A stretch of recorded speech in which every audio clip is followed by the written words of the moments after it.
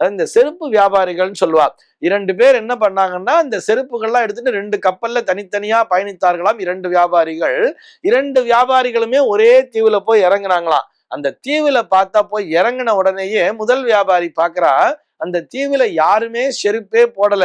ஐயையோ, இவர்களுக்கு செருப்பை பற்றிய பயன்பாடே தெரியாது போல இருக்கே அப்படின்னு சொல்லிட்டு அவன் உடனே தன்னுடைய கம்பெனிக்கு உடனே ஒரு டெலகிராம் கொடுத்துட்டானா, நான் உடனே திரும்பி வரேன், நீங்க அங்க இதற்காக உற்பத்தி எல்லாம் செய்ய வேண்டாம், ஸ்டாப் பண்ணிடுங்கன்னு சொல்லி தன்னுடைய கம்பெனிக்கு, ஏன்னா இந்த தீவுல யாருமே செருப்பு உபயோகப்படுத்த மாட்டேங்கிறான்னு சொல்லிட்டு அவன் உடனே ஒரு டெலகிராம் கொடுத்துட்டானாம்.